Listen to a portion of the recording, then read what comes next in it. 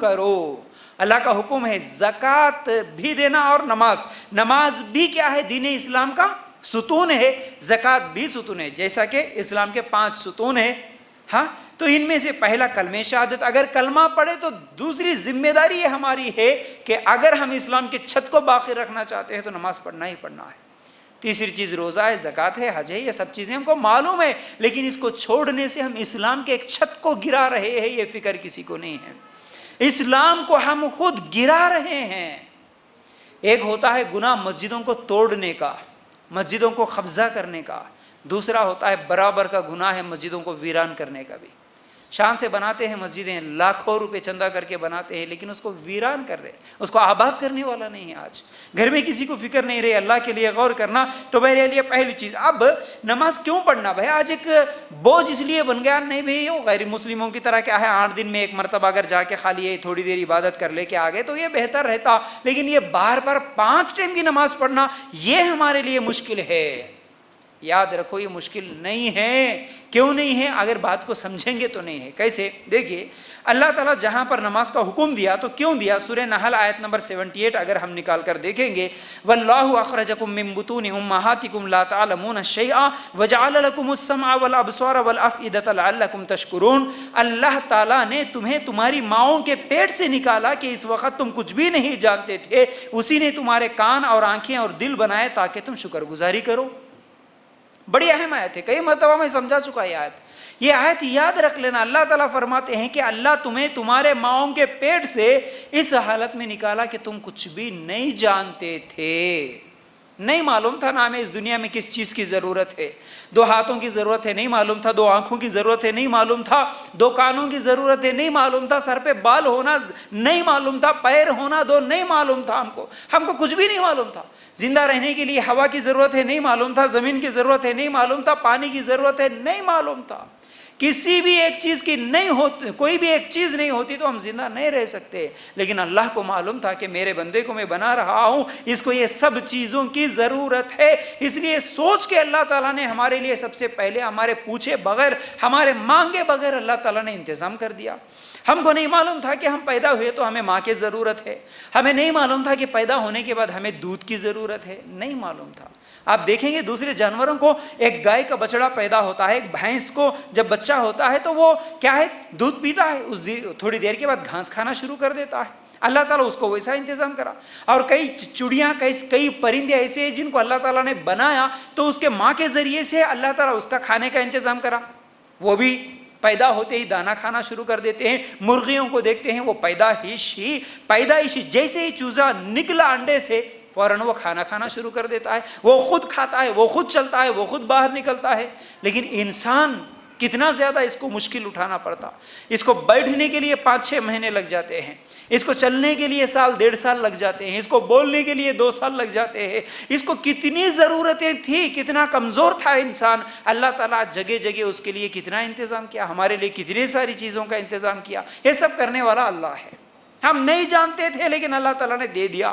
اس کے بعد اللہ تعالیٰ فرماتے ہیں کہ وہی اللہ ہے جو تمہارے لیے کیا ہے؟ کان، آنکھیں اور دل بنایا ہے.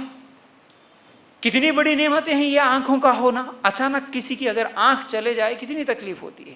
جو دنیا کو ہی نہیں دیکھا، حالانکہ کروڑ پتی کے گھر میں پیدا ہو تو اس کو دنیا میں جینے کا مزہ نہیں آتا. کتنی تکلیف ہوتی ہے اس کو. اندھے سے کوئی شادی کرنے کے لیے تیار ہوتا، کوئی نابینا آدمی باہر گھوم سکتا، کچھ دنیا کا مزہ لے سکتا نہیں. بڑی مشکل ہوتی ہے. لیکن اللہ تعالیٰ نے بنایا نا. یہ سب دینے کے بعد اللہ تعالیٰ کیا کہتا ہے کہ یہ سب کس لیے دیا؟ یہ سب اس لیے دیا لعلکم تشکرون، تاکہ تم شکر گزاری کرو. کچھ بھی نہیں مانگتا اللہ. اللہ تم سے یہ نہیں بول رہا کہ میں جو ہے سو میں تمہارے کو آنکھ دیا نا اس کے بدلے میں مجھے یہ چیز دو. اللہ تعالیٰ نے نہیں بولا. اللہ تعالیٰ نے یہ نہیں کہا کہ میں تمہارے لیے کان دیا نا تو اس کے بدلے میں یہ دو، یہ محنت کرو، یہ کام کرو، میرے لیے بھی بکرا لے کے آؤ، اس کے بدلے بکرا لاؤ، اس کے بدلے یہ لاؤ، اس کے بدلے یہ لاؤ. اللہ تعالیٰ نے کبھی کنڈیشن نہیں لگایا. اتنی نعمتیں دینے کے بعد اللہ تعالیٰ کہتا ہے صرف اس کے شکر گزار بندے بنو، بس اس کا شکریہ ادا کرو، بس اس کو تھینکس بولو. بس تھینکس بولنے کا، شکریہ ادا کرنے کا طریقہ نماز ہے. اللہ کے رسول صلی اللہ علیہ وسلم کے تعلق سے عائشہ رضی اللہ تعالیٰ عنہ ایک مرتبہ سوال کرتی ہے، اللہ کے رسول صلی اللہ علیہ وسلم آپ راتوں کو جا کے اتنی لمبی نمازیں پڑھتے ہیں کہ آپ کے پیروں میں سوجن آتی ہے، پیر پھول جاتے ہیں، پیروں میں ورم آ جاتا ہے، آپ اتنی لمبی نمازیں کیوں پڑھتے؟ حالانکہ آپ کے اگلے پچھلے تو پورے گناہ معاف ہے نا۔ تو اللہ کے رسول صلی اللہ علیہ وسلم نے کہا تھا کہ اے عائشہ، اگر جب اللہ تعالیٰ میرے اگلے پچھلے تمام گناہوں کو معاف ہی کر دیا تو کیا میں اس کا شکریہ ادا نہ کروں؟ اس کا شکر ادا کرنے کے لیے میں اتنی لمبی نمازیں پڑھتا ہوں۔ یہ ہمارے نبی صلی اللہ علیہ وسلم کی زندگی تھی۔ اتنی نعمتیں، رہنے کے لیے گھر ہے، پہننے کے لیے کپڑا ہے، کھانے کے لیے 3 ٹائم کا کھانا ہے، چاہے کتنے بھی غریب ہو، یہ تمام چیزیں تو ہے نا۔ اپنا خود کا نہیں ہے لیکن کرایہ کا تو ہے نا گھر تو الحمدللہ، کپڑے تو پہن رہے نا الحمدللہ۔ لیکن وہ صحابہ کی زندگی کو یاد کرو، وہ نبی کے گھر کو یاد کرو۔ عائشہ رضی اللہ تعالیٰ عنہ کہتی ہیں کہ 3 دن چولہا نہیں سے لگتا تھا گھر میں، 2 کالی چیزوں پر ہمارا گزر ہوتا تھا، 2 کالی چیزیں، ایک کھجور ایک پانی، بس کھجور کھا لیتے تھے، پانی پی لیتے تھے، ایسے کئی دن گزر جاتے تھے ہمارے۔ کوئی لے کے آ کے دیا کوئی چیز تو تحفے میں کھا لیتے تھے، گوشت وغیرہ مل جاتا تھا، ورنہ کئی دن تو ہمارے گھروں میں چولہا نہیں سی لگتا تھا۔ ایسی زندگی نبی کی گزری ہے۔ صحابہ اصحاب صفہ کے تعلق سے میں کتنی مرتبہ نہیں بتایا کہ ان کو پہننے کا کپڑا تک نہیں ہے، بلکہ کوئی جانور کا چمڑا مل جاتا تو وہ صرف اپنے ناف کے نیچے سے لے کے گھٹنے تک اس کو ڈھانپ لیتے تھے، باندھ لیتے تھے۔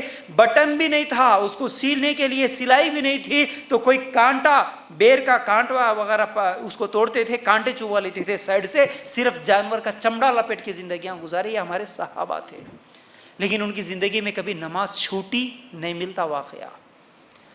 وہ لوگ ہماری طرح فجر کی نماز چھوڑ کے سوئے ہوں، کوئی صحابی کو نہیں بتا سکتے آپ۔ ابو بکر، عمر، عثمان، علی رضی اللہ تعالیٰ عنہ، عائشہ، فاطمہ رضی اللہ تعالیٰ عنہ، کسی کی بھی زندگیاں نکال کر دیکھو، جیسے آج ہم بہانے بناتے نا، کتنے بہانے ہمارے پاس، یہ بہانے بنا کہ کبھی کوئی نماز چھوڑا ہو ایسا ہم کو واقعہ نہیں ملتا۔ تو میرے بھائی، میرے ماں بہنوں، ہم لوگ کیوں اتنی نعمتیں اللہ کی کھاتے پیتے استعمال کرتے ہوئے صرف 5 ٹائم اللہ کے سامنے جھکنے کی توفیق نہیں ہوئی؟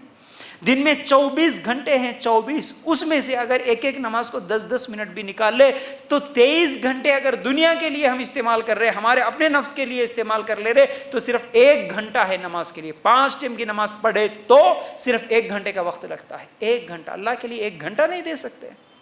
اتنی نعمتیں دینے والے اس رب کے شکریہ کے لیے 1 گھنٹہ نہیں دے سکتے؟ اس نے جو ہمارے لیے اتنی اچھی زندگی دیا تو اس کے لیے 1 گھنٹے کا وقت بھی ہمارے پاس نہیں ہے، تو پھر ہم کیسے مسلمان ہیں؟ ہم کس صورت سے، کون سی شکل لے کے کل قیامت کے دن اللہ کے سامنے کھڑے ہو سکتے ہیں؟ کیا جواب دے سکتے ہیں؟